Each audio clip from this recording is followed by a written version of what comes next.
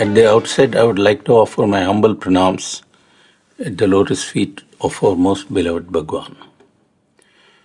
Loving Sai Ram and greetings from Prashanti Nilayam. This is talk number 22, and I shall continue my description of Swami's involvement with formal education. There was a deep reason why Swami became so involved with education. Where the university was concerned, Swami was playing a double role.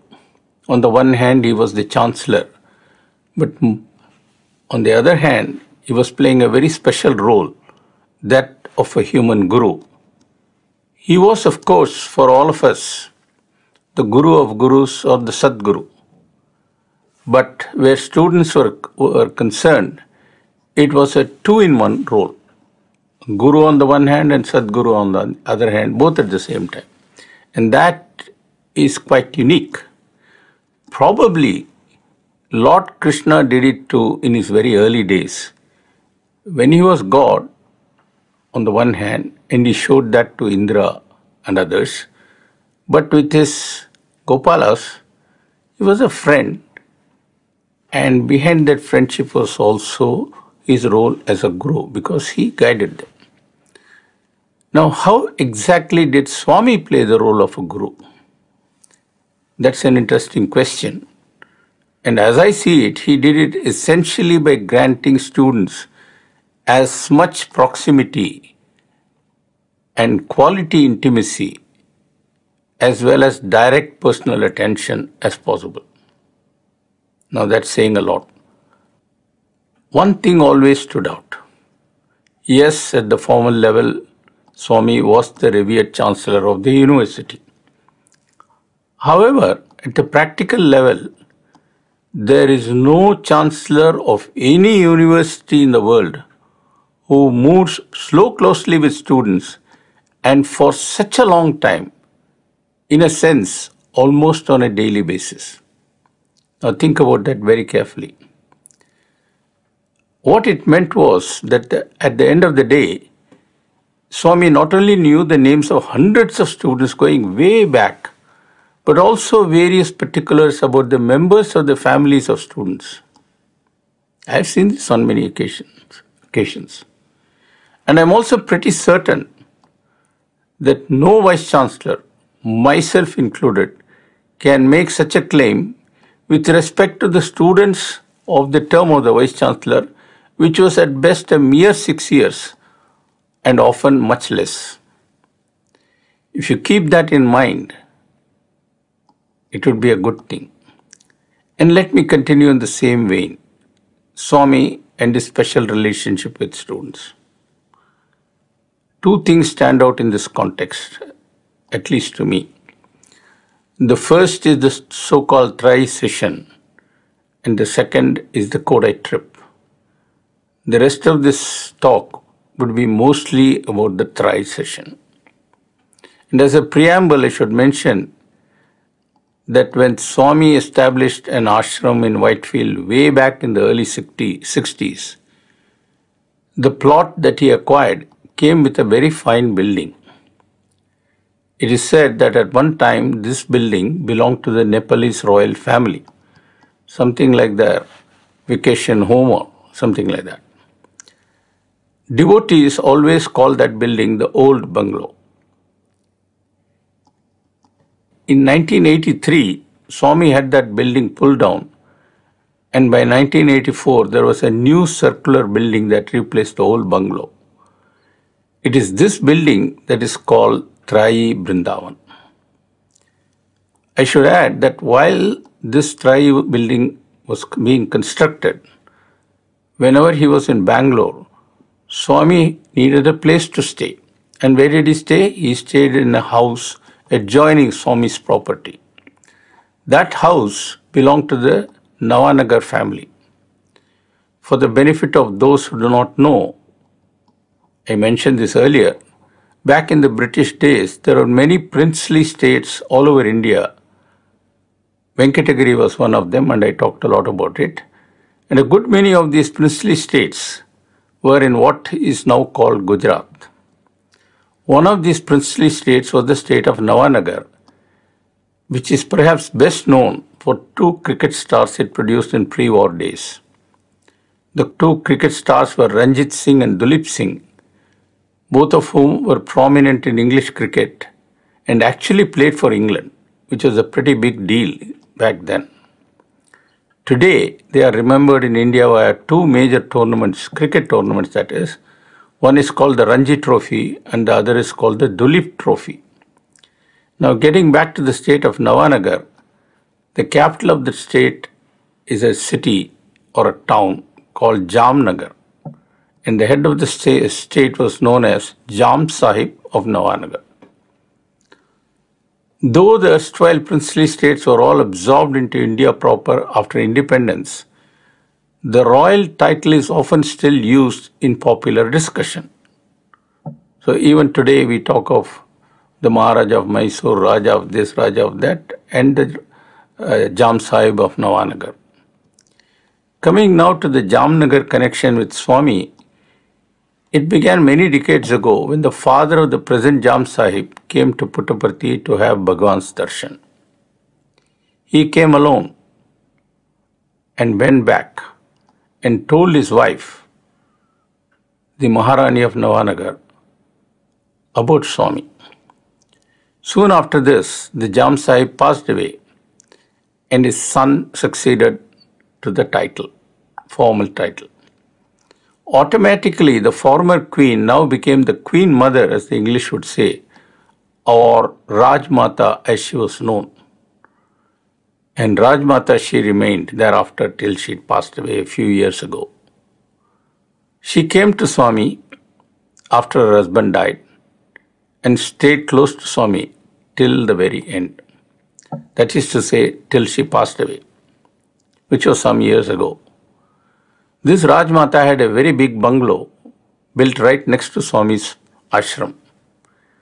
And when Swami was having the Trai Brindavan built, the Rajmata promptly moved out of her bungalow into an adjacent building to make room for Swami. Swami had immense affection for the Rajmata and often spoke to students about her. I remember one such talk where I was present. Swami said, this Rajmata was buying land left and right to expand Swami's ashram. I told her, why was she doing? I asked her why she was doing all this. I don't need any extra land. There is plenty already.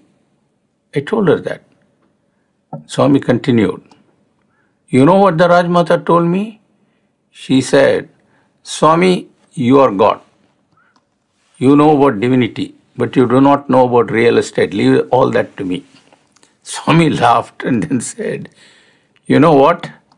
The Rajmata was far-sighted in a worldly manner because all that extra land came in handy for constructing a new building for the college along with sports grounds, etc., etc. Let me get back to Trai Brindavan.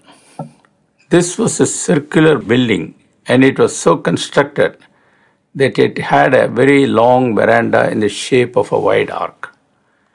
At one end of the veranda was a jula or a swing, and this veranda became a meeting place for students and Swami.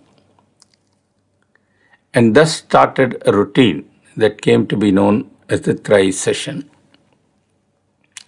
Till about 2006 or 2007 or something like that, whenever Swami was in Vrindavan, a Trai session after evening bhajan was a daily feature. The routine was roughly as follows.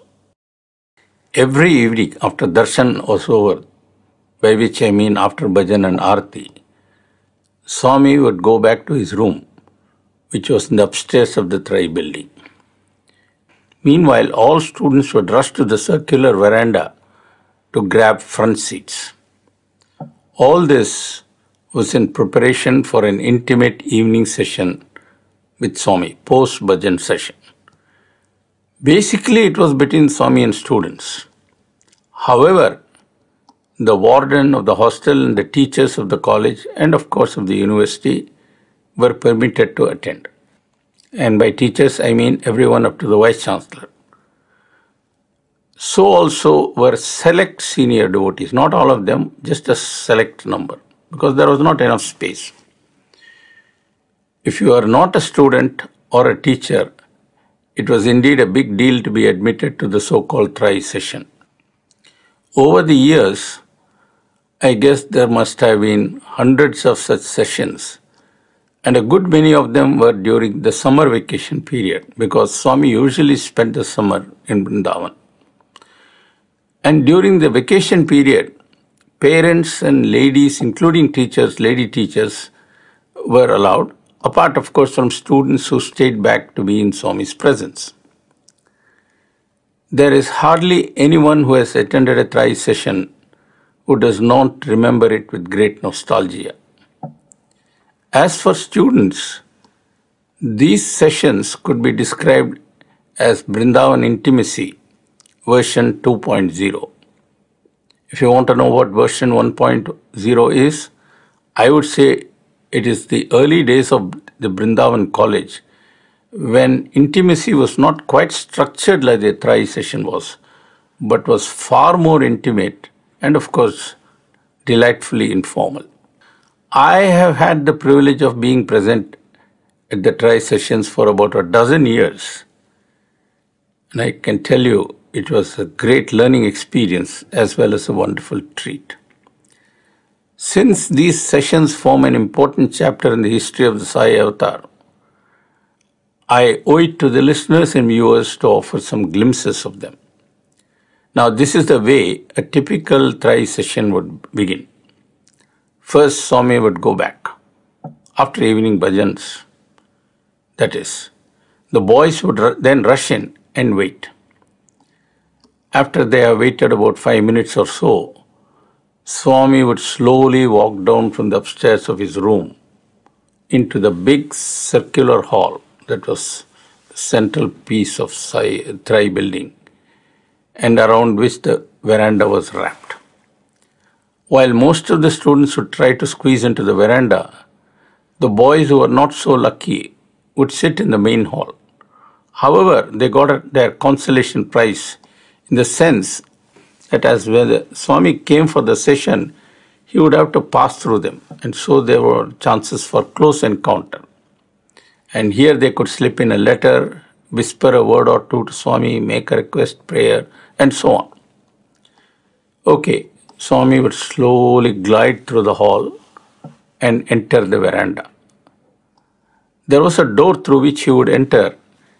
It was at the end of the veranda, very close to the Jula.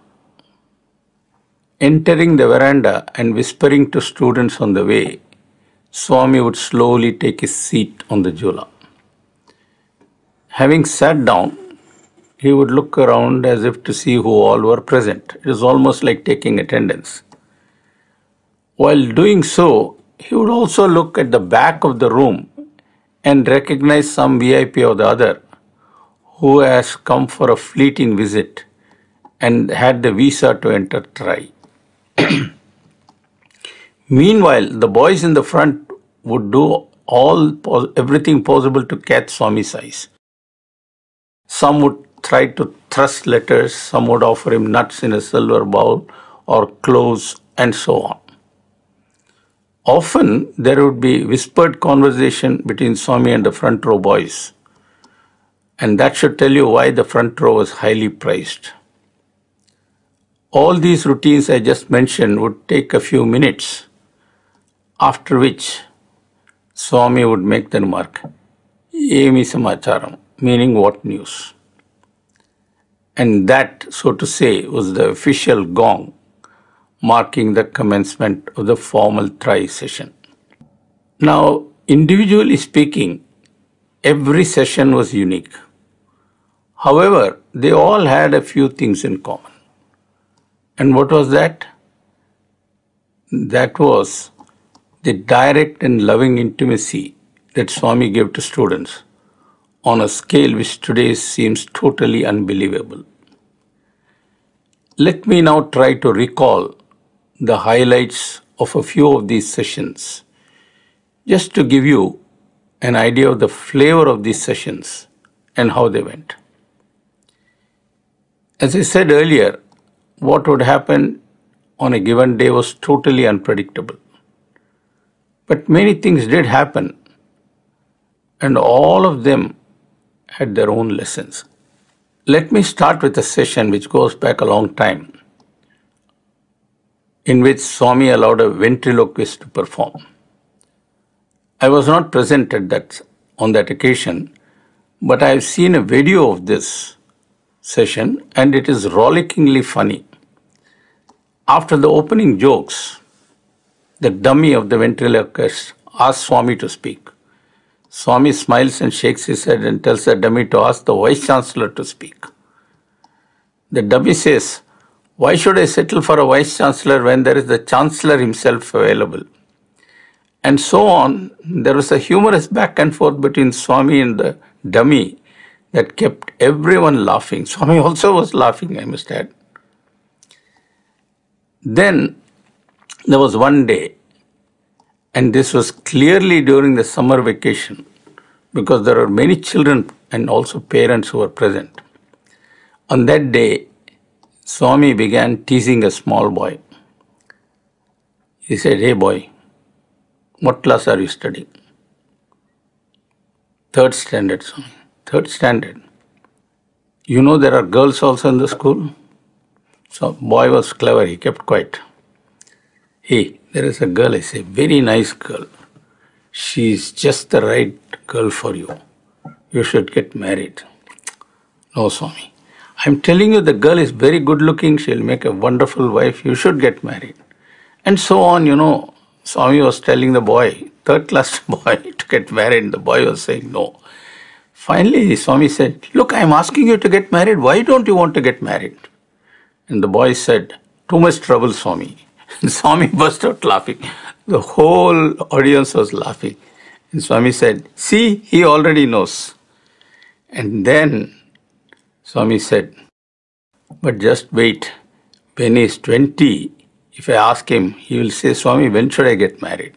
And there was again a lot of laughter. On another day, Swami had just come and sat down. He looked around. He said, "Where is that American man? America. New York. Nobody knew what Swami wanted. He was clearly looking for some person who had come from America. And, there is an entrance door to Thrai building, and it is right in the middle of that circular veranda. And almost on the steps there, a gentleman was standing. He sort of stood up and said, "Swami, are you talking about me?" Swami looked at him, yes, come here. And Swami looked around, told everybody, "This man has got eye problem. He has got eye problem." So when the gentleman came, Swami stood up and waved his hand 3 times like this, and then out came a bottle. He said, Come, stand here. Sit down. And that man sat down. He said, look up. And that man looked up. This was a bottle of eye drops.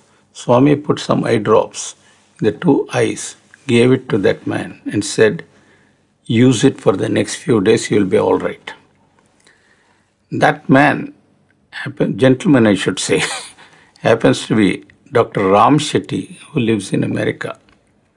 He's a cardiologist, a devotee of a long time, goes back many years. And he had a very acute and nasty form of conjunctivitis. And he was suffering acutely because of that. He was himself a doctor, but he didn't know what to do. And here was Swami actually materialized an eye drop and gave it to him. And the story doesn't end here. 2 days later, Swami calls Dr. Ram Shetty for an interview in the morning in Vrindavan. And he calls some of the boys. And then he says to the boys, "Do you know who he is?" "No, Swami. He is a doctor from America." Then said, "Is that so, Swami?" "Yes, he is a very good doctor." And then Swami says, "Do you know his eyes were very red 2 days ago? Swami gave medicine, it is better now." He asked the doctor, "Hey doctor, how is it now?" Doctor said, it's very good, Swami. Your medicine really cured me. And Swami then looks at the boys. You know, his eyes were very red. Very red. You want to know how red it is? Swami does this and produces a strawberry. He looks at the doctor. Doctor, what is this? The doctor was shocked. He said, Swami, that's a strawberry. You get strawberries in your place? Yes, Swami, California is very famous for strawberries. See, boys, his eyes was this red.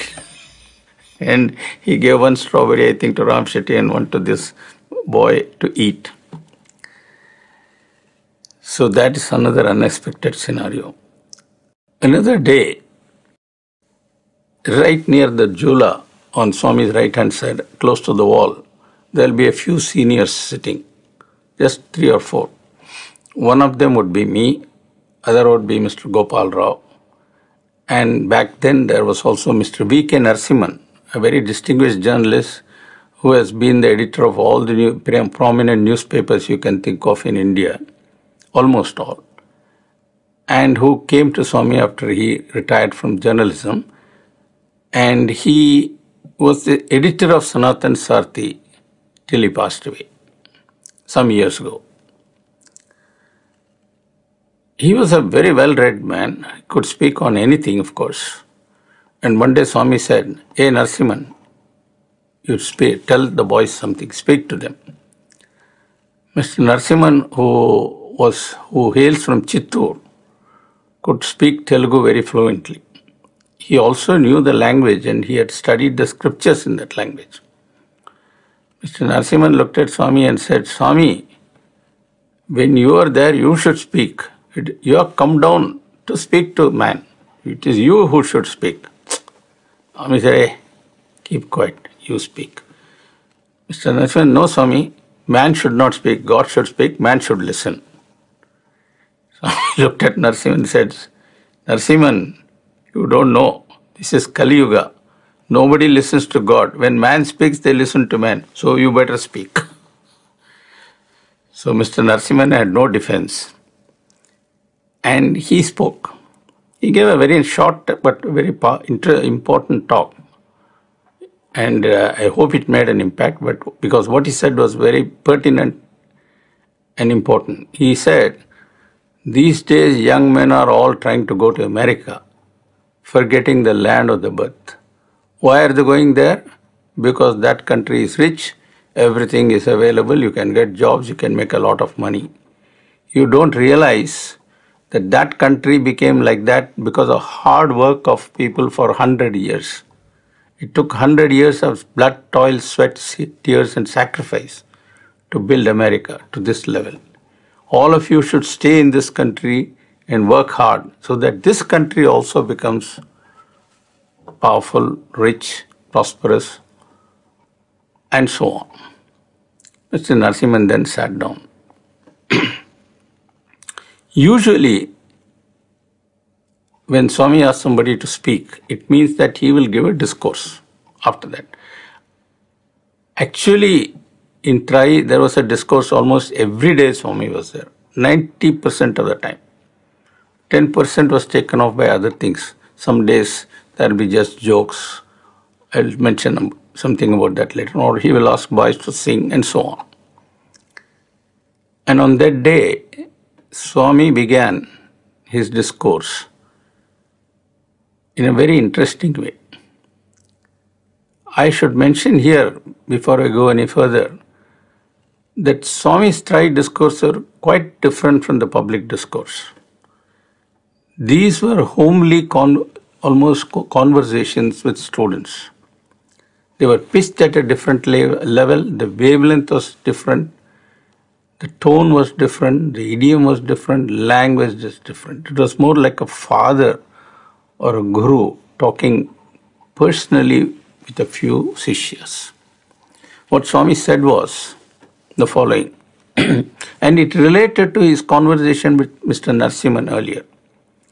He said after the Mahabharata war, after the Kauravas were wiped out, there on the battlefield, the great patriarch Bhishma was lying on a bed of arrows. I hope you know that story. He was not dead. He was waiting to give up his life at a moment of his choice. In other words, he was waiting for the sun to come from the southern hemisphere to the northern hemisphere, or Uttarayana as we say, because it was considered auspicious to give up your life when there is Uttarayana. And the Pandavas go to see the Pitamaha or the patriarch there at the battlefield. The Pandavas being the victorious 5 brothers. Along with them, Krishna also comes, the Lord. So there is Arjuna, there is Bhishma, Yudhishthira, and so on. And also Krishna. They all look at Bhishma. And Krishna says, Bhishma, war is over. The Pandavas have won. The kingdom is theirs. This Yudhishthira, who is the elder brother, sometimes known as Dharmaputra, he is refusing to rule the kingdom. What is the use of fighting the war and winning the kingdom? Somebody must rule it. He is the eldest son. He is the eldest brother among the Pandavas. He should rule. But he is refusing. So why don't you give him some advice? And Bhishma said, Krishna, what is this you are saying? Are you trying to tease me? Is this fair? You are God. You are the one who should advise. How can I give advice? And Krishna tells Bhishma, Bhishma, that is different. You have ruled this kingdom for many years. You have acquired experience as a ruler. That experience must not disappear with you. It is your duty to transfer that experience to one who is going to sit on the throne. Every generation must pass down its knowledge to the succeeding generation. That is the dharma of continuity. So it is your job to educate him, not my job. That's a very important lesson. And I presume that was behind Swami's mind when he asked Mr. Narasimhan to speak. On another occasion, Swami asked me to speak. I was not yet the Vice Chancellor at that time. I was a teacher, and I was teaching at that time temporarily in the Brindavan campus. And as a teacher, I went to the college in the morning, and before the classes start, they have a foyer session or an assembly. And in that assembly, a boy was asked to speak by the principal. And that boy spoke about terrorists.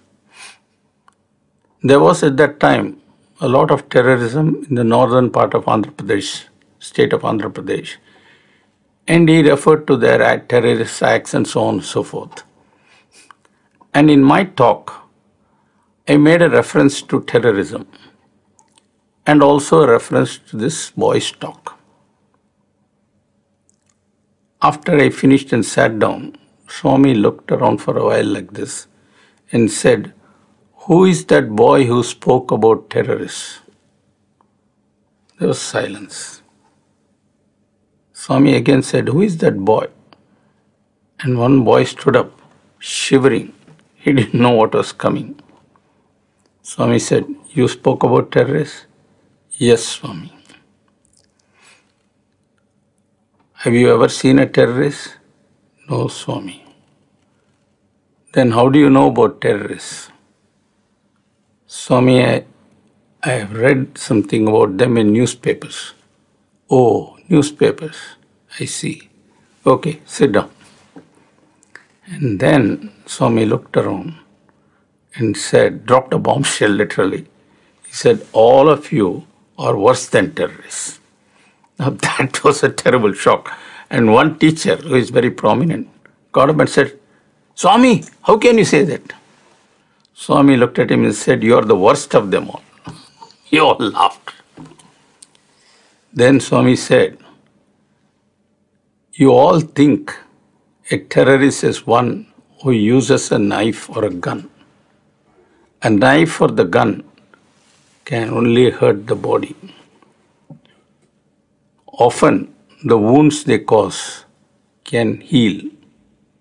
But those who use the tongue to speak ill of others, they wound the minds of people. And those wounds take a very long time to heal. Sometimes they don't heal and they have deep repercussions. You can cause more terrorism with the mind than with the gun. You know, that's a very profound thought. How many people think about that? Anyway, I will stop regarding that topic here. And I would like you to think more about it because there's an enormous amount of reflection you can do. Moving on, I would now refer to another talk that was given by someone else. And he described, this person, how Swami sort of appeared in a nursing home in Halifax, I think, in Canada, in the middle of the night, where a devotee who was in the hospital was having a lot of problems and was almost about to collapse.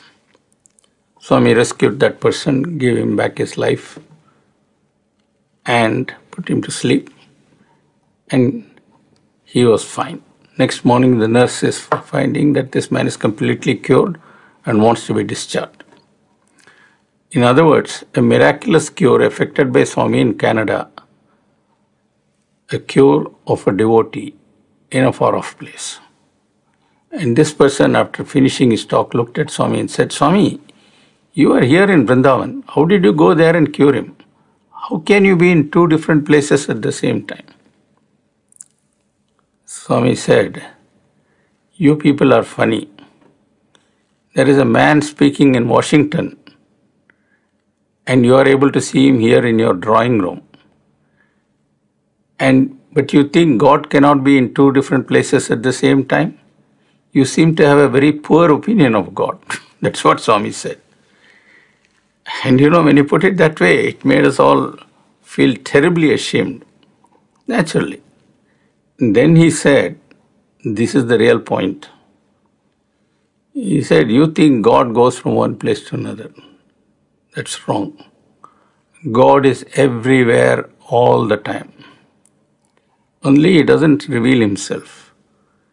But any place a devotee wants to see God, that God will present Himself, appear, manifest in the form that the devotee wants. He doesn't have to travel from place A to place B. Just because I am here, it does not mean I am in other places. Quietly he said that. And what a lesson it was. It was an important lesson because though we say Swami was God, though we said that, often we treated him like a human being. He wanted us to treat him like a human being, but not forget that he was divine. However, when we looked at him as a human, we also forgot that he was God. And that's a mistake we often made. One day, Swami asked a military man to speak, a military officer. I think he was a brigadier. He was sitting very close to where I was. He was in his uniform. You know, Bangalore is a military town and there are a lot of officers and many of them are devotees of Swami. This man came and since he was a brigadier, he got a visa and he came, he sat right in the front. Swami said, hey military, speak. So the man spoke. He was talking about the difficulties of his job.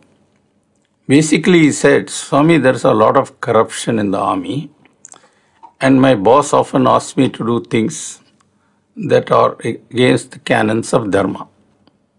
How do I handle this situation? So it more or less became a Q&A session. Swami was there in the Jula looking at this officer, and this officer was asking Swami, what do I do, Swami? Swami said, well, you just keep quiet. Officer said, so Swami, we can't do that. We have to do our boss's job. Swami said, in that case, You gently try to explain to your superior officer that, sir, this is not the right thing to do. Can I make a suggestion? Maybe we could do it this way. That man was insistent. Swami, you don't understand the army. In the army, when the boss says, you got to salute and say, yes, sir, and do it. I don't want to do it. Because it's, why? Swami asked, because it's against Dharma. Then don't do it. Swami, if I don't do it, they will sack me. What does it matter? Let them sack you. Swami, you don't understand what I am saying. They will sack me. I will lose my job. I will be thrown out on the street. What happens to me? What happens to my children? Swami looked at him and straight and said, you will be out of a job. You will be out in the street. Swami can do those things, you know. So what? This man was flabbergasted. Swami, what do you mean by so what? I am in the street. What do I do? Swami looked at him straight, this time sternly, and said, listen, if you believe in Dharma and are ready to sacrifice your job for the sake of Dharma, then do you think that God, who is Dharma, will keep quiet, will abandon you? Your faith in Dharma is not strong enough. That is why you are talking about losing your job and being on the street. If you have real faith in God, you have real faith in God, that God is Dharma and Dharma is God, you will not be afraid. He who protects Dharma will be protected by Dharma. You don't have that faith, that's why you are talking like this. That conversation was between Swami and that officer, but it was a lesson for all the boys and all of us also, including elders. This is the way Swami used to teach results. On one day, Swami was in a very jovial mood. Only jokes. From beginning to end. If Swami asked boys to tell jokes, teachers to tell jokes, then he began to tell jokes. And I'll mention only one of it. It's because it's really a classic one. He says, some years ago, there was a chief minister named Anjaya. How many of you know? Not many knew, because by that time Anjaya had become part of history. This Anjaya was basically an uneducated man, but a very successful politician, because he was a labor leader. And as a labor leader, you have a lot of political influence. He came up and managed to get into a cabinet. Subsequently became a chief minister and had a huge cabinet which was called the Airbus cabinet, because it had about 300 people, and that was the capacity of the Airbus 300, about 300 people. But before that, he was the health minister, a labor leader who had become the health minister. Swami said, soon after he became health minister, he was invited to a hospital. So he was shown all the wards. This is this ward, that ward, that ward, that ward. This is the gents male section, this is the female section, and all that. So he came out and said, everything is fine, but one thing is not all right. I said, sir, what is wrong, what is wrong? He said, I went to the female section, there is a labor ward. But in the men's section, there is no labor ward. How do you answer that? Swami said that fellow did not understand the meaning of labor. He was a labor leader. So he said only, you have a labor ward for ladies. He mistook it for labor means work. So that is the kind of fellows we elect as minister. That was Swami's point. Another day, this happened very early in after I came to Swami. Swami asked Amy Samacharam, and Professor Sampath was the third vice chancellor. He had just stepped down and he was there right next to the Jula. He said, Swami, today something very, very important happened in the history of India. Is that so? What happened? He said, Swami, this morning at 10 o'clock from Sriharikota range, the Indian Space Department launched the PSLV satellite, rocket carrying a satellite. PSLV stands for Polar Satellite Launch Vehicle. That is, it's a rocket that could place in orbit a satellite that goes around the pole.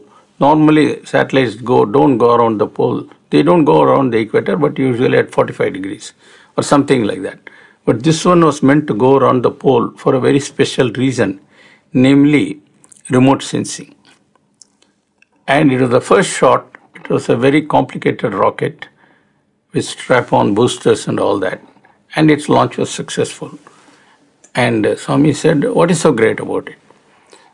So then Professor Sampath explained. He said, Swami, there will be remote sensing and all that. Swami said, Sampath, man has developed so much science already. Is he making use of it for the people? When all the science you have is not being used, where is the need to go and do all these things? That is, of course, forcing a point. But there was a message in Swami. In our preoccupation for development, we sometimes lose sight of the fact that we have a lot of solution in our hand which we are not making use of. In other words, we don't feel for people enough. And of course, I should not forget the fact, I mentioned this, that the most important point about it was that Swami gave discourses.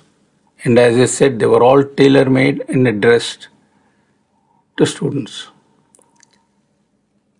For Swami, the discourse was not important. The discourse was actually an expression of his love. The boys also showed their love, but often they were not conscious of it, nor were the others who were watching this. Just to amplify what I mean, let me mention one incident. There was a boy who used to somehow manage to get to the front every day. And every day he would offer a silver bowl to Swami containing peanuts, groundnuts. And just to please him, Swami would take one and put it in his mouth. This happened day after day after day. And one day Swami said, after he took the peanut, look at this boy. This bowl does not belong to him. It belongs to the hostel. This groundnut does not belong to him. It belongs to the hostel kitchen. Yet he takes this, puts something, and he comes here and offers this to me. Why? Because he wants to say he loves me. He doesn't know how to express it. He feels this is the way to do it. There is love in his heart for Swami. Swami does not care how that love is expressed. Swami can read your love. All he wants is love, love in your heart. The way Swami put it, it was really stunning, because here was a very small routine act that was glorified by Swami as some holy worship. Swami could see love in even trivial things. Before I stop talking about Trai, I should recall one special talk given by an elder. This was given by a person not from India, but far away in New York. And the name of that man is Hal Honig, who is now passed away. Back then he used to come regularly. He was a rich man. He had a very big house in New York's Fifth Avenue. He had no family, he lived alone. But he loved Swami and he loved serving society. Hal Honig's service took many forms, and one of it was to distribute food to the poor. In the northern part of New York City, Manhattan that is, there was a very famous slum called Harlem. Columbia University is close to Harlem. And Hal used to take packets of sandwiches and cookies, all put in a plastic bag, go there and distribute it to the poor.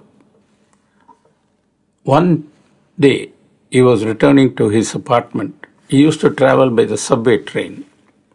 It was sort of late at night. After finishing his seva, he was coming in the train. He was seated somewhere at the back. The train stopped at one station and many people got in. One of them was a heftily built fellow, and he didn't look like a well-meaning chap. In other words, he looked like an evil man. And as soon as the train started moving, the doors shut and the train moves. That's the way it's in subway trains. This man wasted no time. He reached into his pocket and pulled out a switchblade knife. You press a button and out comes the knife blade. Went around everybody and said, "Give me your money or else I'll stab you." So he was a thug collecting money.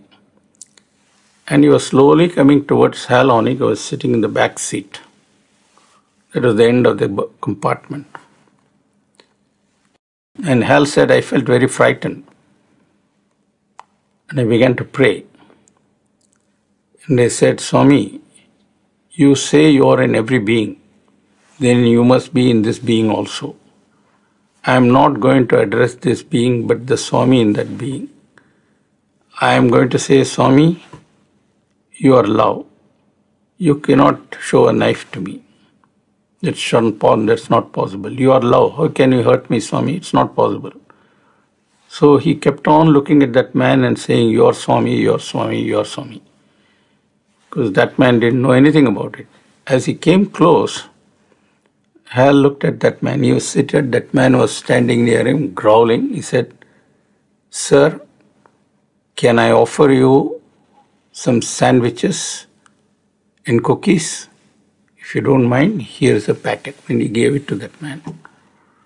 That man stared, took the packet and sat right next to him. He opened the packet and began eating the sandwiches and cookies. Train was moving. After some time, the train was slowing down to stop at a station. Apparently, this man wanted to get down there, so he got up and started walking towards the door. He had taken a few steps. Suddenly he turned, looked at Hal Honig, smiled and said, "Thank you," and then moved. Now, Hal treated that man as love, and he got back love. This is what Swami used to say very often to students. If you have love in your heart, the world will also give you love. And as an example, he would say, in the old days, rishis went to the forests and meditated. The forests were very dense, full of snakes, scorpions, wild animals, tiger, lion, bear. How do you sit there and meditate? Won't they come and attack? No. How is that possible? Very simple, said Swami. When the Rishi was in meditation, he was communing with God. He was radiating love. And that love cloud around the Rishi would form a protective, something like a firewall. And no snake or any wild animal will come. It will just go away quietly. Swami said, that is the power of love. You don't understand it. I am trying to tell you all the time, but you don't understand it. Okay. At the end of the session, how do we know the session would end? Very simple. Swami would get up and start walking. Then we know the session is ending. Immediately there will be boys who would be designated to give Aarti, and as Swami starts walking, Aarti would be given. And even as Aarti is given and Swami is slowly gliding, boys would be giving him flowers, letters and so on. Swami would slowly go back through the central hall, collecting letters, whispering words and all that. Meanwhile, the Aarti would have ended. But everybody would hang around and try to crowd into the circular hall as much as possible. Why? Because after he went up, Swami had to climb stairs and go up to the first floor, which is where his room was. Swami would stand in the balcony before his room and wave. So we would all wave looking down. So all of us would be waiting for that wave. After waving, Swami would open the door of his room and disappear. And then we would all come out. And as we came out, there would be prasadam waiting for us every single evening. And during the mango season, mango prasadam was a certainty. the Trai session exemplifies what Swami said in a divine discourse while inaugurating a place called Samskrita Sadanam, a huge lecture complex in 2001 in Bangalore. That the discourse that he gave there is a great favorite of mine. It was only in Telugu, there was no translation, and it began in a very, very beautiful way. Swami said, people think God comes down to earth mainly to wipe out the bad guys. God comes down to restore dharma, no doubt. But the avatar does many other things, and he gave a long list. He says, the avatar comes mainly to give happiness, and he does this in many ways. He gives ananda by giving darshan. He gives ananda by blessing people. He gives ananda by listening to people and listening to their problems and telling them what to do. He gives ananda by just going to the houses of people. And then, many people get the opportunity to serve the avatar. Avatar doesn't want any service, but he accepts this service because you will be happy. Some cases, Swami said, those fellows are pretty dumb. So what Swami does is, he will go to them and say, will you do this for me? I am going out of the way to give him a chance. I have actually seen this. Swami will ask, Bangaru, I will ask you one thing, will you do this for me? And Swami said, these things are hardly noticed, but they are always there because the Lord comes down on earth mainly to give ananda. And he's so sort of fixated on this ananda that sometimes he does unbelievable things. I'll just give you one example before I bring this talk to a close. It happened in 2003. Earlier at the beginning of the summer, Swami went for a short stay in Kodai. He stayed only 10 days because it was too cold. Came back. Sometime after that, he fell down in the bathroom and he had a fracture of the hip. That's a story in itself. But 1.5 days after the fracture, Swami allowed himself to be moved to the hospital in Bangalore, General Hospital, where a surgery was done and the fracture was set right. He did not wish to stay in the hospital. So immediately after he came out of the anesthesia, he said, I'll go back to Trai. He was brought in an ambulance and he was still on a stretcher and he had to be taken to his room upstairs through a turning sort of a staircase with a bend. It was a tough call, but somehow they managed. Swami's door was open. They took the stretcher and put the stretcher down and he had to be lifted and put on the bed. There were some boys there in attendance, which is natural because Swami did have boys. And he whispered something. It couldn't be heard. His voice was too feeble. So one of the boys bent down very close to Swami to hear what he was saying. He said, doctors have come. Give them some snacks and coffee or tea. I mean, here was Swami who had, at the human level, had undergone a major surgery, hip surgery. He has been brought to his room and he has not yet even been put on his bed. He is worried about his obligations as a host. Not really. He was concerned about giving ananda. They have come to my house. I should treat them like guests and make them happy. There are a zillion such incidents. Most of them are known to just a few. And they have all disappeared since the people associated with those incidents are mostly gone. But it is these incidents that add delicate flavor to the personal intimacy that the Lord granted to many. Sometimes people ask, how come Swami did so much to some people but not to others? Does that not mean God is partial? That is a question I have been asked many, many times. and I am sure you want to know the answer. If you want to know the answer, then I suggest you tune into the next episode. I must have something for that also, okay? So with that, I would like to say goodbye for today, and thank you for listening or watching, whatever the case may be, and may God bless you all.